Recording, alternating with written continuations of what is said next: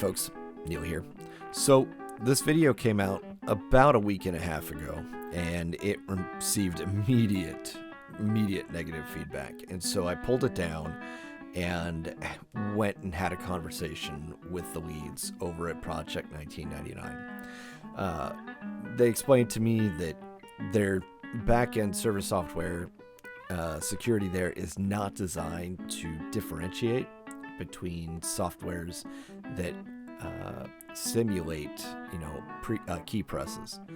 So, although I personally disagree that we shouldn't allow this, I understand that they are a small team and they're volunteers and they don't need to be burning all of their free time chasing down whether somebody's using this appropriately or not.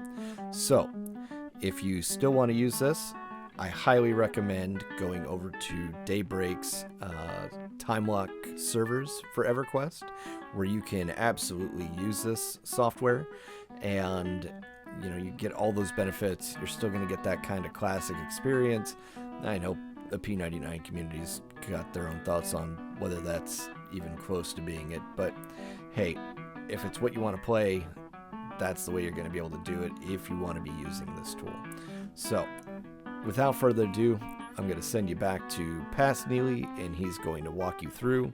Just be aware that if you try to use this with Project 1999, you can be banned, and they will not make an exception for you. You cannot petition them. They will not go back in. They will not go, oh, we can see that they were still only using this for the examples played out in this video. You'll be gone. You'll have all of your stuff removed, and I'm sorry, there's nothing I can do with it. So if you choose to play that game, just know that you're gambling with your character. I came upon VoiceAttack many years ago during the Elite Dangerous beta. There were some really cool Twitch streamers that were using it to kind of like act like they were interacting with their ship's computer, and it came off really cool. So much so that I ended up buying it for myself and finding that, all of those little intricate hotkeys that you're supposed to know for a simulator can be aggravating. It takes a lot of time to train your muscles for those. So instead, I was using VoiceAttack for everything. Like put up your landing gear, turn your lights on, send out a fuel hose, that sort of thing. And I felt that the software can be used across a variety of games. And I know that a bunch of my friends right now use it as well for all sorts of games, like Final Fantasy XIV or heck, I had a friend even using it for Diablo 2 for a while. So I figured it would be great for EverQuest, and I think that it would be a great solution for a lot of people that are trying to find a way to cut down on the number of clicks they use. So, let's get into it. We'll begin by going to the VoiceAttack website. It is important to know that you can use VoiceAttack as a free user. Understand that as a free user, you will be limited to 1 profile and 20 commands. If you are sure you'll never need more than that, the free version will work fine. However, I highly recommend throwing some money their way.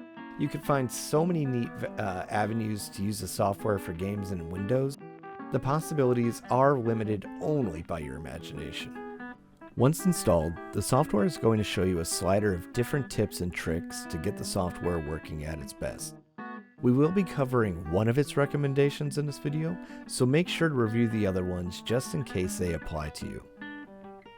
Now, the one recommendation we will be completing is training our Windows to understand our voice.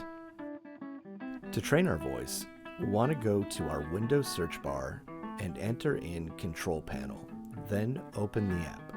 In the Search Control Panel box, type in Voice. Under Speech Recognition, select Start Speech Recognition. Then, begin the speech recognition voice training. It will take a couple of minutes, but the results will help Windows understand your unique speech patterns. This is important to do because obviously you don't want VoiceAttack to misunderstand your command, or if you are having a conversation with someone outside of the game, you could run the risk of triggering a command on accident. With the voice training out of the way, let's get to configuring VoiceAttack. Click on the pencil icon within the rounded square. If you're a free user, remember that you will be limited to a single profile I recommend changing the name and deleting the existing commands unless you want them, because remember, you will be limited to 20 commands as a free user. If you are not a free user, don't worry, you can use all of these and as many as you want. So long as they don't interact with one another, you'll be solid. With our profile clear of old commands, click the New Command button at the top of the window. Make sure When I Say is checked, then enter the command you intend to say. For my example, I want to set up this command to cast my first spell gem. You'll notice that there are a lot of options here. We won't tackle most of these, as they are unnecessary for us to get basic commands working. Once you get the hang of VoiceAttack, you'll be able to find all sorts of neat macros you can put together. From there, select Key Press from under the When this command executes, do the following sequence. Ensure that Press and Release Keys is selected, and you can keep the Hold Down for at 0.3 seconds. Then, press the keys assigned to the hotkey you have assigned inside of EverQuest. Select OK when done, then press Apply on the Add a Command window. Now, it's time to test if the command works. Cast 1. Cast 1. There we go. Now, let's get a little nuts, and we'll do this for every gem and a couple other things. And we'll see what we can do.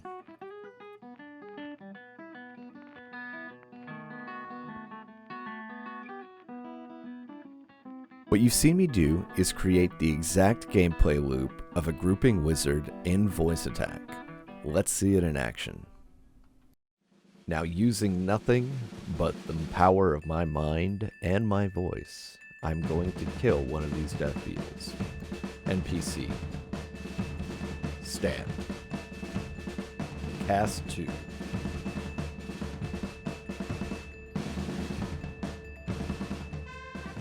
Med. Cool, right? Before we wrap up the video, I wanted to draw your attention to the main VoiceAttack window. This area will help you troubleshoot your commands. You'll notice that there is a green recognized. This means, of course, that it has understood one of your commands. If it is a yellow unrecognized, that means it didn't accept something you said as a command. If you are talking to someone around you, or on Discord for example, this list will constantly be populating with VoiceAttack's attempts to understand an incoming command. Therefore, it is important that you create very specific commands or phrases for your attacks. If you have an Alexa in your house or a Google Home, you likely know the frustration of being misunderstood. If you are finding that the system is not recognizing you consistently enough, return back to the speech recognition voice training from earlier in the video. Windows will improve its understanding of your voice with each training you perform, so don't give up if it's not immediately perfect. That does it for this week's video. I apologize for the delay, but life simply got too hectic and I couldn't keep up with last week's schedule. More videos are on the way though, so stay tuned. See you in North.